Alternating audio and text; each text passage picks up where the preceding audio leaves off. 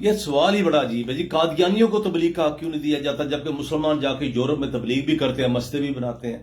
دیکھیے، قادیانی بنیادی طور پہ دین اور مذہب نہیں ہے، یہ جال سازی کا دوسرا نام ہے. بات کو سمجھنے کی کوشش کریں کہ دیکھیے ایک شخص ہے، وہ یہ بات میں نے اپنے مضمون میں لکھی ہے کہ ایک شخص ہے وہ اپنے ایک برانڈ کی دکان کے سامنے جا کے اپنا کھوکھا لگا لیتا ہے اور اس کے بعد اس کھوکھے کا نام پہ وہی نام لکھ دیتا ہے. وہ کسی فیکٹری کے سامنے جا کے ہیڈ اینڈ شولڈر کی فیکٹری کے سامنے جا کے اپنا بورڈ لگا دیتا ہے اور کہتا ہے جی یہ میرا بھی وہی برانڈ ہے، تو اس کو قانون جعل ساز کہے گا، اس کو قانون تسلیم نہیں کرے گا.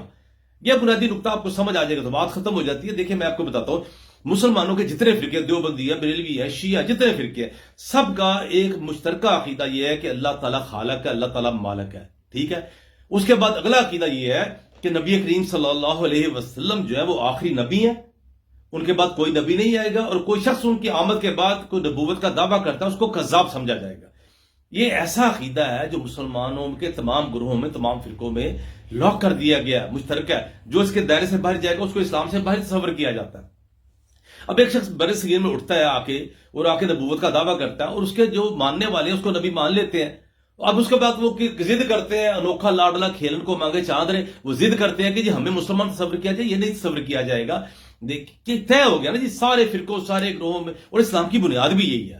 یہ نہیں ہے کہ ان گروہوں نے مل کے آپس میں ایکا کر کے طے کر لیا، یہ اسلام کی بنیاد بھی ہے.